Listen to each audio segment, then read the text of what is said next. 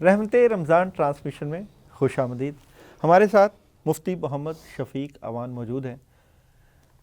ان سے بات ہوئی رمضان کے حوالے سے کہ رمضان میں ساری رات قیام کرنا چاہیے، اللہ کی عبادت کرنی چاہیے، روزے کا بھی اہتمام کرنا چاہیے، سحری کا بھی اہتمام کرنا چاہیے، افطاری کا بھی اہتمام کرنا چاہیے۔ میں یہاں پہ کچھ چیزیں سمجھنا چاہ رہا تھا مولانا صاحب سے، جو میرے لیے ایک سوال ہے۔ حضرت، کیا ایک بندہ ساری رات قیام کر رہا ہے، عبادت کر رہا ہے، قرآن پاک کی تلاوت کر رہا ہے، لیکن اس کی کچھ عادتیں خراب ہیں، جھوٹ بولنے کی، لوگوں کو دھوکہ دینے کی، لیکن وہ کوشش میں لگا ہوا کہ میں شاید ٹھیک ہو جاؤں، کیا اس کی عبادت کا اثر، اس کے رات کو کھڑے ہونے کا اثر، اس کے روزے کا اثر اس کو ٹھیک کر سکتا ہے؟ اچھا سوال کیا آپ نے۔ دیکھیں، روزہ محض کھانے پینے سے یا خواہشات نفس سے رکنے کا نام نہیں ہے، بلکہ اس کا ایک پورا ایک ڈسپلن ہے، اس کا ایک پورا ایک نظم ہے، ٹھیک ہے، اور اس کی ایک غرض و غایت ہے جو اللہ تعالیٰ نے خود قرآن میں نص میں بیان فرمائی ہے۔ 183 آیت کریمہ سورہ بقرہ کی ارشاد باری تعالیٰ ہے، یا ایھا الذین آمنوا کتب علیکم الصیام کما کتب علی الذین من قبلکم لعلکم تتقون۔ فرمایا کہ اے ایمان والو، تم پر روزے فرض کیے گئے ہیں جیسا کہ تم سے پہلے لوگوں پر روزے فرض کیے گئے۔ اور مقصد کیا ہے؟ یہ پریکٹس ہم تم سے کیوں کروا رہے ہیں؟ ایک پورا مہینہ ہم نے تمہارے لیے اس مقصد کے لیے رکھ دیا ہے کہ بھئی بھوکے پیاسے رہو اور جو ہے ان چیزوں کو قربان کرو۔ فرمایا اس کا ایک مقصد ہے، اس کا ایک ٹارگٹ ہے، اس کی ایک اچیومنٹ ہے، اور وہ ہے تاکہ تمہارے اندر تقوی پیدا ہو جائے، تاکہ تمہارے اندر پرہیزگاری پیدا ہو جائے۔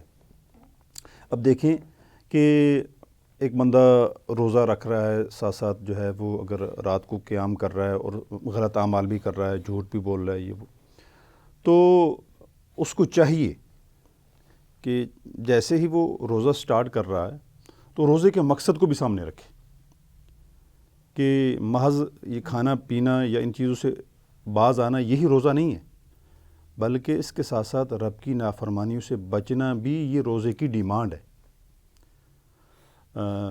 اور ضرورت ہے اس میں اس کی ہمت کا دخل ہے، اس کے عزم کا دخل ہے، اس کے ارادے کا دخل ہے۔ یہ وہی توفیق والی بات آ جاتی ہے کہ اس میں اس کو ہمت تو کرنی پڑے گی نا۔ نافرمانی ہے تو وہ نافرمانی اس کو چھوڑنی پڑے گی، جھوٹ ہے تو جھوٹ اس کو چھوڑنا پڑے گا۔ ہمت تو اس نے خود کرنی ہے، ارادہ تو اس نے خود کرنا ہے۔ اللہ تعالیٰ نے اس کو اسی بات کا مکلف بنایا ہے۔ تو یہ پریکٹس محض ان چیزوں سے رکنے کا نام نہیں ہے، بلکہ اس پریکٹس کے ساتھ ساتھ نافرمانیوں سے باز آنا، ان سے رکنا بھی یہ اس کی ڈیمانڈ میں داخل ہے کہ یہ روزے کا حصہ ہے، یہ روزے کا حصہ ہے، لازمی حصہ ہے۔ اور میں کوٹ کرتا ہوں، یہاں پہ 2 روایات کوٹ کرتا ہوں۔ رسول اللہ صلی اللہ علیہ وسلم نے ارشاد فرمایا، من لم یدع قول الزور والعمل به فلیس للہ حاجۃ ان یدع طعامہ وشرابہ، کہ جو آدمی جھوٹی بات ترک نہ کرے، روزہ رکھ کے جھوٹ بولنا نہیں چھوڑ رہا، جھوٹ بول رہا ہے اور جھوٹ والے عمل کر رہا ہے، اللہ کی نافرمانی والے کام کر رہا ہے، برائیاں کر رہا ہے، گناہ کر رہا ہے، تو کیا فرمایا؟ اللہ تعالیٰ کو اس کے بھوکا پیاسا رہنے کی کوئی ضرورت نہیں ہے۔ تو اس سے کیا بات ثابت ہوتی ہے؟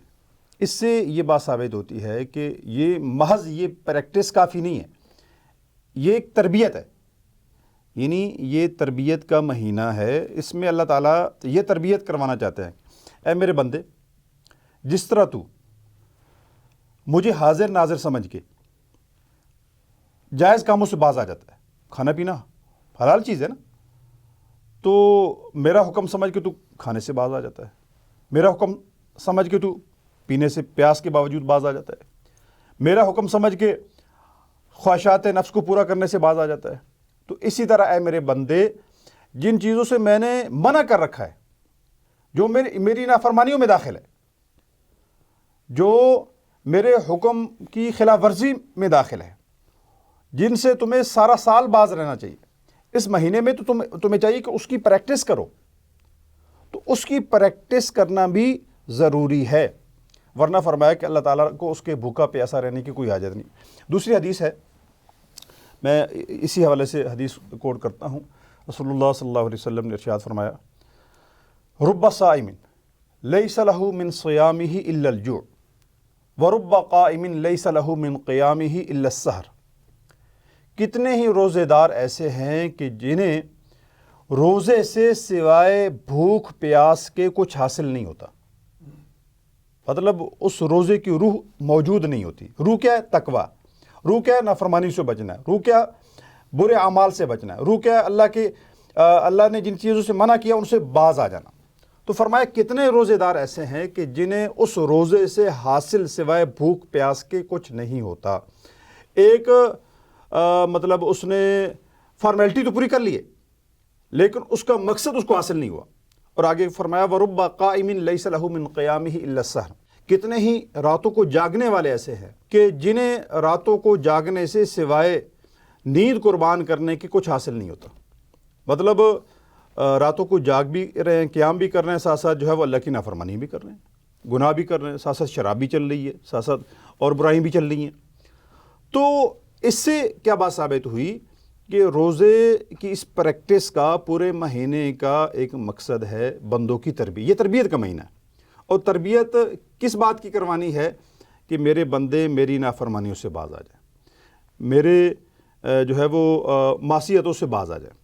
اگر یہ پریکٹس ساتھ ساتھ چل رہی ہے پھر تو روزے کا مقصد حاصل ہو رہا ہے۔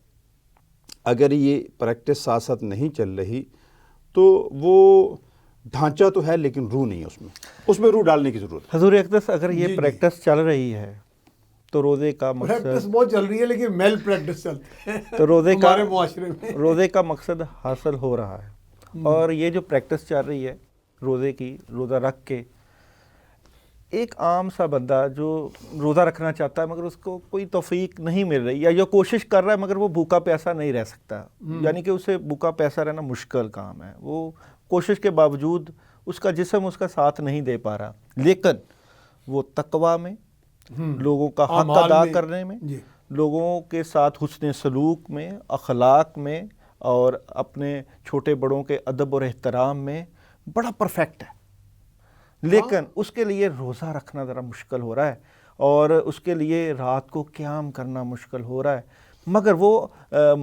حسن معاشرت میں بہت زبردست ہے، لوگ اس کی مثال دیتے ہیں۔ اب کیا سمجھتے ہیں کہ دونوں میں کچھ فرق ہے؟ نہیں، دیکھیں اللہ تعالیٰ غفور الرحیم ہے اور ارحم الراحمین ہے، اور دوسرا یہ ہے کہ ہمارے ہاں تو ہمارے دین میں تو جو نحیف لوگ ہیں، کمزور ہیں، ناتواں ہیں، بیمار ہیں، نادار ہیں، بوڑھے ہیں، مسافر ہیں، ان کے لیے تو ایک روح رایت موجود ہے، لیکن اس سے ہٹ کے جو کیٹیگری ہے اس کی تو وہ اس لحاظ سے چونکہ فرض ہے تو فرض تو اس نے ادا کرنا ہے۔ مگر ایک بات ہے، وہ رمضان کا مہینہ ختم ہونے کے بعد یہ نہیں کہتا کہ میں نے 30 روزے رکھے ہیں، اور وہ یہ بھی نہیں کہتا کہ میں نے، آپ کی بات میں آپ سمجھ رہا ہوں، آپ کہہ رہے ہیں اس میں زوم نہیں ہے، وہ یہ نہیں کہتا کہ میں ہر روز کھڑا ہوں اندر ان عبادات کا جن پر وہ عمل پیرا ہو کے اس زوم میں مبتلا ہیں کہ ہمیں مکمل معافی مل گئی ہے، اور جب تک ہم جتنا گناہ چاہیں کرتے جائیں، حقوق غصب کرتے جائیں، جھوٹ بولنا ہے بولتے جائیں، منافقت کرنی ہے کرتے جائیں، ہمارا کچھ نہیں بگڑے گا، کیونکہ ہم نے یہاں پہ ایک گارنٹی خرید لی ہے، ایک سرٹیفکیٹ لے لیا، یعنی آپ نجات کا سرٹیفکیٹ۔ یہ نجات کا ابھی دیکھیں مولانا صاحب نے احادیث سے قرآن سے کوٹ کیا کہ وہ جو رات کو قیام کر رہا ہے اور وہ اس کی روح ہی نہیں سمجھ رہا روزے کی، تو وہ تو ایک ایسے بھوک پیاس تو اللہ تعالیٰ کو اس کی چاہیے بھی نہیں۔ اللہ تعالیٰ کو واقعی ہماری عبادت نہیں چاہیے، اللہ تعالیٰ تو ایک بے نیاز ہے اور تخلیق کرنے والا ہے، رب العالمین ہے، پروردگار عالم ہے، سب کا رب ہے، سب کا، یعنی ہم مسلمانوں کا، غیر مسلموں کا، سب کا، تو تخلیق کرنے والا جو ہے اس کی تو ہستی تک انسان پہنچ نہیں سکتا، اسے ہماری عبادت کی ضرورت نہیں۔ عبادت بھی بنیادی طور پہ ایک ڈسپلن ہی کا ایک ذریعہ ہے۔ اگر اللہ کی خوشنودی بھی ہم حاصل کر رہے ہیں تو اس کی مخلوق کے کو حقوق دے کے حاصل کر رہے ہیں، تو میرا اللہ تعالیٰ کا منشا یہی دکھائی دیتا ہے۔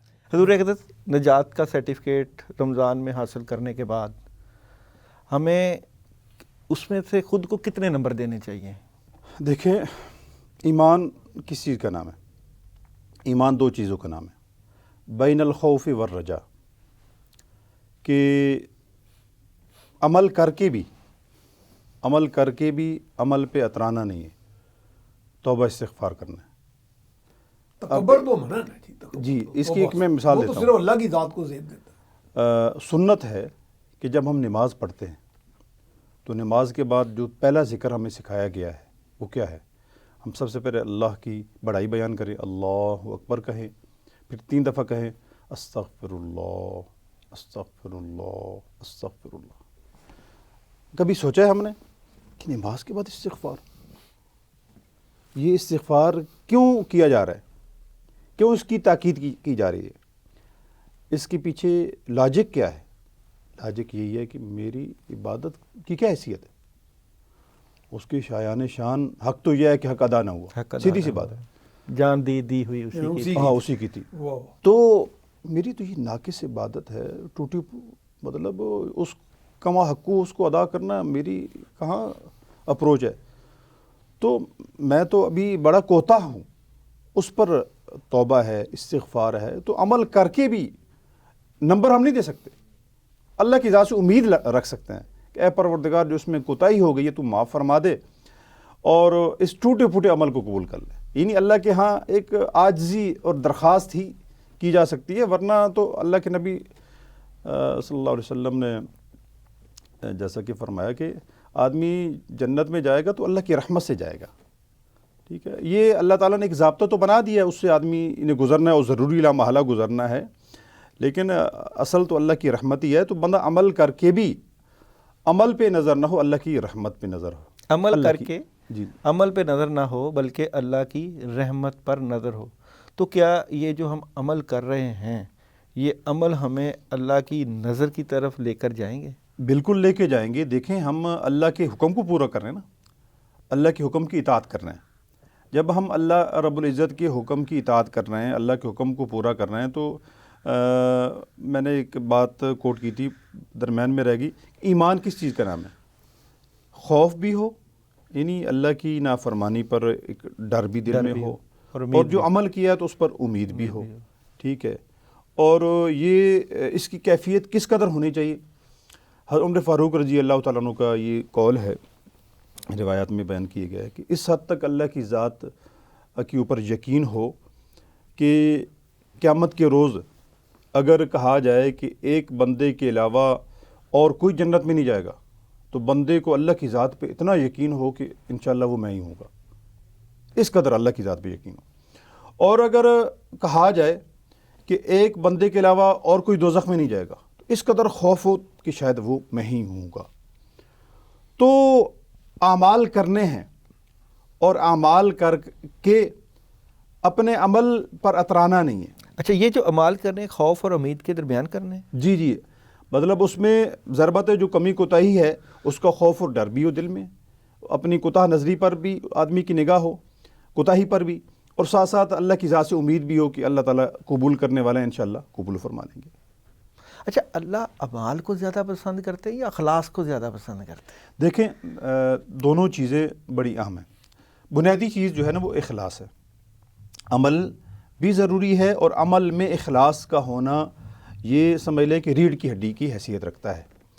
حدیث مبارکہ میں نبی کریم صلی اللہ علیہ وسلم نے ارشاد فرمایا انما الاعمال بالنیات، کہ اعمال کا دار و مدار نیتوں پر ہے۔ جس کا عمل اخلاص کے ساتھ ہوگا اس کا اللہ کے ہاں بڑا مقام اور مرتبہ ہے، اور جس کے عمل میں دکھلاوا، ریاکاری، یہ چیزیں آ جائیں گی تو فرمایا اس کا بے شک جتنا بڑا عمل بھی ہو تو اللہ کے ہاں اس کی کوئی قدر و قیمت نہیں ہے۔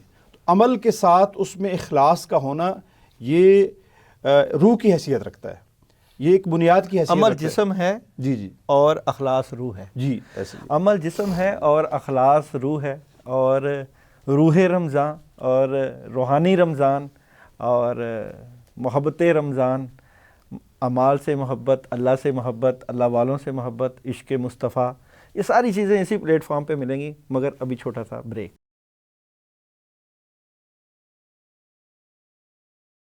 رحمت رمضان ٹرانسمیشن میں خوش آمدید۔ ہمارے ساتھ عالمی شہرت یافتہ مفتی محمد شفیق عوان موجود ہیں، اور کسی تعارف کے محتاج نہیں، میاں سیف الرحمان اینکر پرسن اور سینئر صحافی موجود ہیں۔ انما الاعمال بالنیات، عملوں کا دار و مدار نیتوں پر ہے۔ مفتی صاحب، ایک بندہ نیت کر رہا ہے کہ میں نے رمضان کے سارے روزے رکھنے ہیں، اور اس نے پکی نیت کر لی ہے مگر روزے نہیں رکھ رہا، کیا کریں؟ دیکھیں، بڑی اچھی آپ نے بات کی ہے۔ اللہ تعالیٰ قرآن مجید میں ارشاد فرماتے ہیں فَإِذَا عَزَمْتَ فَتَوَكَّلْ عَلَى اللَّهِ، کہ جب عزم کرو تو اللہ کی ذات پہ بھروسہ کرو، ٹھیک ہے۔ توکل کس چیز کا نام ہے؟ اللہ کی ذات پہ بھروسہ کس چیز کا نام ہے؟ کہ پہلے بندہ اسباب اختیار کرے اور پھر اس کے بعد اللہ کی ذات پہ بھروسہ کرے۔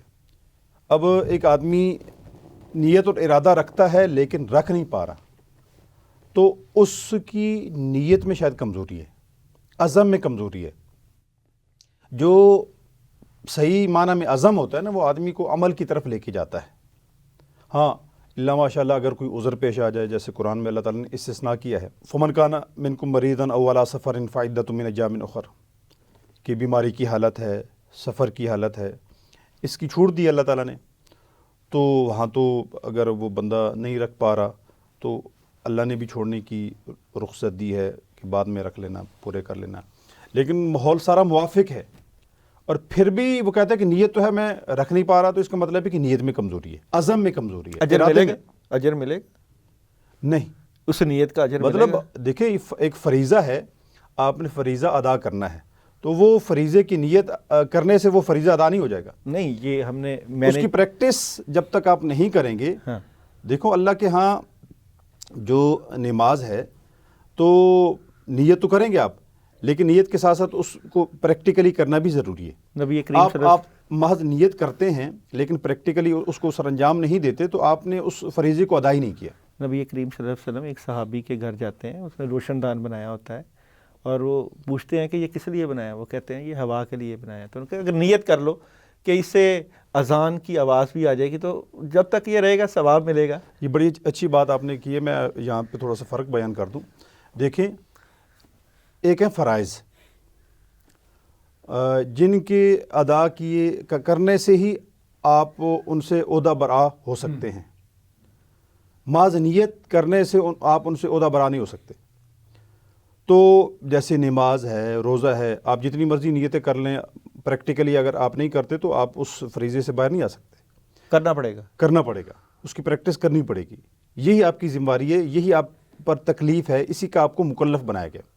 ہاں باقی دنیا کے مختلف کام ہیں جس کے اندر آپ بظاہر جو کام ہیں وہ آپ کو دنیا داری کے نظر آتے ہیں، لیکن آپ اگر ان کے اندر اچھی نیت ایڈ کر لیتے ہیں، اچھی نیت شامل کر لیتے ہیں، تو وہ نظر آنے والے دنیا کے کام آپ کی عبادت بن جاتے ہیں۔ تو اس میں جو آپ عمل کر رہے ہیں اس میں اچھی نیت کا کوئی اجر نہیں ہے؟ محض نیت کا کوئی اجر نہیں ہے جب تک اس کو پریکٹیکلی آپ نہیں کریں گے۔ اگر ایک بندہ نماز کے لیے مسجد کی طرف جا رہا ہے اور رستے میں اس کی موت واقع ہو جاتی ہے، بہت اچھی بات کی آپ نے۔ دیکھیں یہاں پر جو اس کی نیت ہے، نیت کے ساتھ ساتھ اس کا پریکٹیکلی اس کی پریکٹس کی طرف قدم بھی بڑھ رہا ہے، ٹھیک ہے۔ یہاں پر اس کی نیت اور عزم جو ہے وہ ایک پختہ ہے جو اس کو پریکٹس کی طرف لے کے جا رہا ہے۔ اب وہ الگ بات ہے کہ اللہ تبارک و تعالیٰ کی طرف سے وہ اس پریکٹس کو کر نہیں سکا، اس سے پہلے اس کی موت واقع ہو گئی، تو یہاں پر اس کو اس عمل کا بھی ثواب ملے گا۔ لیکن اگر محض ایک بندہ کہہ رہا ہے لیکن عمل کی طرف قدم ہی نہیں بڑھا رہا، بڑھ ہی نہیں رہا، تو اس کا مطلب یہ ہے کہ اس کی نیت میں کمزوری ہے۔ اس کی نیت میں کمزوری ہے۔ ہم نیت کر رہے ہیں رات ساری عبادت کر کے، اللہ تعالیٰ کو راضی کر کے کہ یا اللہ پاک ہم تجھے بھی راضی کریں گے اور تیرے بندوں کو بھی راضی کریں گے، پھر بھی کہیں نہ کہیں نیت کرنے کے باوجود کچھ نہ کچھ کمی رہ جاتی ہے۔ یہ کمی کیسے پوری کری جائے؟ نہیں دیکھیں، جو فرائض کی بات ہے نا، ابھی بڑی اچھی بات کی مفتی صاحب کی طرف سے، جو فریضہ آپ نے ادا کرنا ہے، جس کے احکامات موجود ہیں اور اس میں آپ قدرت رکھتے ہیں وہ کرنے کی، دیکھیں نا کہ ایک چیز کی آپ قدرت نہیں ہے، جیسے ایک نحیف ہے، بوڑھا ہے، بزرگ ہے، یا سفر میں ہے، یا اس کے کوئی ایسی اس کی کیفیت ایسی ہے، اس کی تو پھر قدرت نہ ہوئی، لیکن پری کوالیفائنگ جو کہا گیا ہے، جو پری کوالیفیکیشن ہے، وہ آپ کی قدرت ہے، آپ میں وہ اختیار ہے کہ نہیں۔ جیسے ابھی فرمایا گیا کہ جی اس نے قدم تو بڑھا لیا، اب یا تو پھر آپ میں اندر اتنی سخت نہیں ہے کہ آپ قدم بڑھا کے اس طرف جا سکیں فرائض کی جو ادائیگی کے لیے، تو پھر تو وہ اس کی تو ایگزمپشن یا استثناء نظر آ رہا ہے، وہ تو قرآن پاک میں احکامات موجود ہیں. لیکن استثناء اگر اس طرح حاصل کر لینا کہ چونکہ میں نے نیت کر لی اور میں قدرت بھی رکھتا ہوں وہ کام کرنے کی، اور نیتاً میں وہ کام چھوڑ دیتا ہوں کرنا، وہ فرض ادا کرنا، اور اجر بھی مجھے ملے، اور اجر بھی میں ملے، تو یہ میرا خیال ہے یہ تو یہ دھوکہ ہے. یہ تو میرا حال آپ کو امریکہ نہیں معاف کرے گا اس میں، تو وہ تو پھر قدرت کے ساتھ آپ ایسا نہیں کر سکتے. مگر ہو تو یہی وہ رہا ہے یہ کہ رہا ہے، وہ یہ رہا ہے.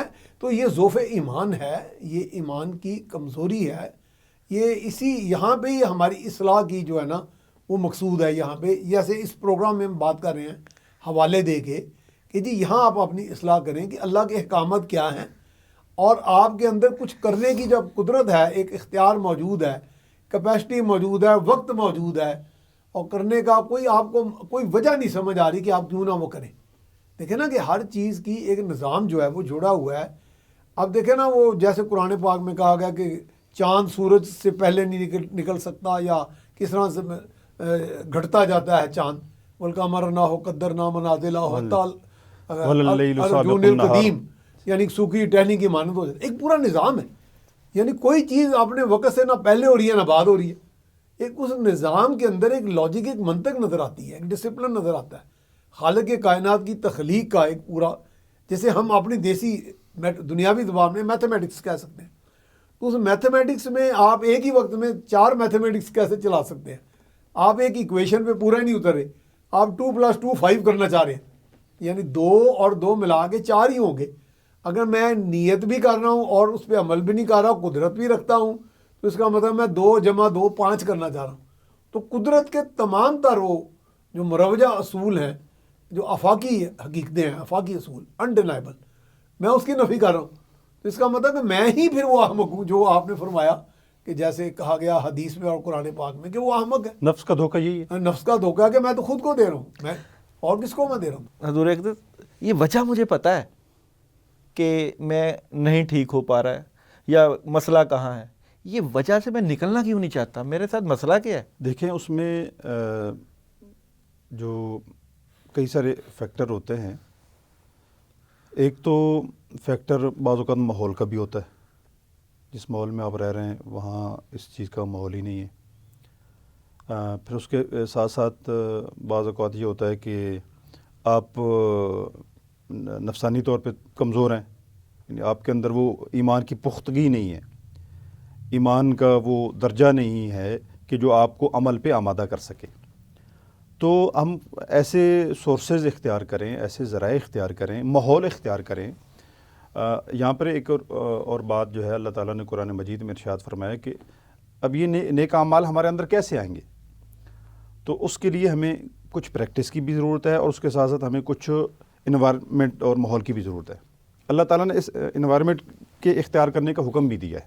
اس ماحول میں جایا جائے، ماحول اختیار کرنے کا حکم دیا گیا باقاعدہ. فرمایا کہ اگر تم ان اعمال کی اپنے اندر پریکٹس کرنا چاہتے ہو، اپنی زندگیوں کا حصہ بنانا چاہتے ہو، تو اس کے لیے آپ کو ماحول، انوائرمنٹ اختیار کرنا پڑے گا. اچھے لوگوں میں بیٹھنا چاہیے، ہاں، برے لوگوں سے بچنا چاہیے. آمنوا اتقوا اللہ وکونوا مع الصادقین. تقوی اختیار کرو. آگے اللہ تعالیٰ نے اس کا طریقہ بتا دیا کہ وہ تقوی تمہارے اندر کیسے آئے گا. گھر بیٹھے بیٹھے نہیں آ جائے گا. تم تقوی والوں کی مجلس میں بیٹھو، مجلس میں بیٹھو، ان کی صحبت اختیار کرو. جب آپ ان کے ماحول میں جاؤ گے وہاں سے آپ کے اوپر رنگ چڑھے گا. یہاں پہ وہ شعر بھی ہے جس کو عام طور پہ کوٹ کیا جاتا ہے، صحبت صالح ترا صالح کند و صحبت طالح ترا طالح کند. اس لیے کہا گیا کہ مسجدوں میں جاؤ، علماء کرام کے پاس جاؤ، نیک لوگوں کے پاس جاؤ. ان کی صحبت کا اثر پڑتا ہے، اثر پڑتا ہے، وہ ماحول کا اثر پڑتا ہے، وہ پھر فقیر کا رنگ چڑھتا ہے. یہاں دیکھیں میں اس بات کے اندر ایک چیز ایڈ کر دوں کہ اگر اللہ تبارک و تعالیٰ چاہتے تو اپنے بندوں کو ڈائریکٹ ایک کتاب دے دیتے، کتاب نازل کر دے سکتے تھے. لیکن اللہ تعالیٰ نے کتاب کے ساتھ صاحب کتاب بھی دی ہے. صاحب کتاب بھی دی، بتا دیا کہ اس صاحب کتاب کی صحبت سے تمہیں یہ کتاب سمجھ آئے گی. اس سے یہ بات ثابت ہوئی کہ صحبت کتنی ضروری ہے، ان لوگوں کی مجلس میں بیٹھنا کتنا ضروری ہے، ان سے تعلق کتنا ضروری ہے. اسی لیے لوگ اولیاء اللہ کے پاس بیٹھتے تھے، ان کے پاس وقت نکالتے تھے، ان کی باتیں سنتے تھے. کیونکہ بر صغیر پاک و ہند میں خواجہ معین الدین چشتی حضرت بڑے داتا گنج صوفیاء بخش علی حجویری، اتنے بڑے صوفیہ کرام، ان کا اثر ابھی تک لوگوں کے دلوں میں ہے، ابھی تک لوگوں کے دلوں میں اللہ کا رنگ ہے، اللہ کی محبت ہے، اللہ کا عشق ہے، اللہ کا عرفان ہے۔ اور جب ہم بیٹھیں گے ساری رات گانے سنیں گے اور انگلش موویز اور فلمیں دیکھیں گے، اور پھر ہم روزہ رکھ کے یہ کہیں گے کہ ہمیں روزے کے فیوز و برکات مل جائے، یہ ممکن ہے؟ ای خیال است و مال است و جنو، مطلب یہ نہیں ہو سکتا، نہیں ہو سکتا۔ تو سر ایک تو ہوتا ہے باہر کا ماحول، کوئی اندر کا ماحول بھی ہوتا ہے؟ دیکھیں اندر کا ماحول بھی ہوتا ہے، آپ کے اندر ایک نفس بیٹھا ہے، نفس، ٹھیک ہے، آپ کے ساتھ شیطان بھی ہے جو آپ کو ورغلانے کے لیے، قرآن میں اللہ تعالیٰ نے جا بجا آدم اور شیطان کا واقعہ ذکر کیا ہے، اور شاید اتنی کثرت کے ساتھ اور کوئی واقعہ ریپیٹلی نہیں بیان کیا گیا۔ تو شیطان نے مہلت مانگی، اللہ نے تا قیامت اس کو مہلت دے دی، اور اس کو اللہ نے اسی مشن پہ لگایا۔ یہ انسان کا امتحان ہے۔ اب دیکھیں انسان کو ہٹانے والی کئی ساری چیزیں ہیں، شیطان بھی ہے، اندر کا نفس بھی ہے، اور عام لوگوں کا جو نفس ہوتا ہے وہ نفس امارہ ہوتا ہے، یعنی جو گناہوں پر آمادہ کرتا ہے، اندر سے نفسانی خواہشات انگڑائی لیتی ہیں، یہ گناہ بھی کر لوں، یہ بھی کر لوں، جذبات ہیں۔ اب انسان کا اس نفس کے ساتھ ایک کمپٹیشن چل رہا ہے۔ دیکھیں مجاہدہ کس کا نام ہے؟ انسان کا المجاہد من جاہد، نفس بھی انسان کا ہے، انسان کا نفس بھی ہے، اور انسان کا اس سے لڑائی بھی ہے۔ لڑائی بھی ہے۔ دیکھیں میں حدیث کوٹ کرنے لگا ہوں، حدیث مبارکہ میں ہے کہ رسول اللہ صلی اللہ علیہ وسلم غالباً غزوہ تبوک کا موقع ہے، آپ صلی اللہ علیہ وسلم جب غزوہ تبوک سے واپس تشریف لائے، سن 9 ہجری کے اندر یہ غزوہ پیش آیا، جس میں جو ہے وہ وہاں پہ باقاعدہ جنگ نہیں ہوئی، اور اللہ تعالیٰ نے عافیت فرمائی اور صحابہ واپس پہنچے۔ تو آپ صلی اللہ علیہ وسلم نے فرمایا کہ اب ہم جہاد اصغر سے جہاد اکبر کی طرف لوٹے ہیں، ٹھیک ہے۔ اور حدیث میں کیا فرمایا؟ المجاہد من جاہد نفسہ، کہ بڑا مجاہد وہ ہے جو اپنے نفس کے خلاف جہاد کرے۔ مطلب اندر آپ کے جو گناہوں کی خواہشات ہیں، نافرمانی کی خواہشات ہیں، دل کرتا ہے کہ یہ بھی کر لوں، وہ بھی کر لوں، یہ ساری چیزیں آپ نے اس کا مقابلہ کرنا ہے، اور آپ نے اس کی خواہشات کو، اس کے تقاضوں کو دبا کے رب کی اطاعت کی طرف جانا ہے۔ تو یہ اندر کا ماحول بھی انسان کو ہمت سے، حوصلے سے بنانا پڑتا ہے، خود کوشش کرنی پڑے گی، خود کوشش کرنی پڑے گی، ماحول کا اثر بھی ہوگا، جی ماحول، باہر کے ماحول کا اثر بھی ہوگا، اور اندر نفس کے ساتھ لڑائی بھی لڑنی پڑے گی، وہ خود لڑنی ہے، وہ خود لڑنی ہے۔ اور وہ لڑائی تب آسان ہوتی ہے جب آپ کا ماحول آپ کا ساتھ دے۔ دونوں میں زور آور کون ہے؟ دیکھیں اس میں ایک طرف انسان کا نفس ہے، اور ایک طرف انسان کا عزم ہے، انسان کا ارادہ ہے۔ تو اس میں انسان کے اندر اللہ تعالیٰ نے قوت ہمت رکھی ہے، زیادہ رکھی ہے۔ نفس کو دبانے کی پوری صلاحیت اللہ تعالیٰ نے انسان کے اندر رکھی ہے، اور یہ روزہ اسی کام کے لیے، روزہ اسی کام کے لیے کہ انسان اپنے اس نفس کا مقابلہ کر سکے، دونوں ماحول کا، دونوں ماحول، باہر کا بھی ہاں جی اور اندر کا بھی، اندر کے ماحول کا بھی۔ تو اسی لیے یہ عبادت رکھی گئی ہے، اپنے نفس کو دبانے کے لیے، اس کو کنٹرول کرنے کے لیے، اور اس کے اندر کا ماحول بہتر بنانے کے لیے۔ تو اس میں انسان اس نفس کے مقابلے میں انسان کی ہمت، انسان کا ارادہ، انسان کی قوت، طاقت زیادہ ہے، تو اس کے لیے قدم انسان کو خود اٹھانا پڑے گا۔ اور یہ جو ماحول ہے، روزے کا ماحول ہے، اور یہ پورا مہینہ جو ہے، یہ ہمیں ایک پلیٹ فارم مہیا کرتا ہے کہ ہم نے اس ماحول میں اپنے آپ سے لڑ کے، اپنی خواہشوں سے لڑ کے، اور اپنی عبادتوں کے ذریعے اپنے اندر کی دنیا اور ایک باہر کی دنیا، اس میں یہ ثابت کرنا ہے کہ ہم صرف اللہ کے لیے بنے ہیں، اور اللہ کے لیے ہی ہماری خواہشات ہیں، اور اللہ کو ہی ہم نے جواب دینا ہے۔ پھر جزا اور سزا کا مزہ آتا ہے۔ تو پھر جزا اور سزا کا پتہ چلے گا، نامہ اعمال تب جب کھلیں گے تب پتہ چلے گا کہ جو روزے ہم رکھتے رہے، ان روزوں نے ہمیں کیا دیا، کیا اس روزے سے جو ہم نے رکھ کے ہے اپنے معاشرے میں اصلاح معاشرہ کیا، کیا ہم نے اللہ کو راضی کیا، کیا اپنے آپ کو راضی کر لیا؟ جس نے اپنے آپ کو پہچان لیا اس نے اپنے رب کو پہچان لیا۔ تو کیا روزہ رکھ کے آپ نے اپنے آپ کو پہچانا؟ وقت ختم ہوا چاہتا ہے، انشاءاللہ کل دوبارہ ملیں گے۔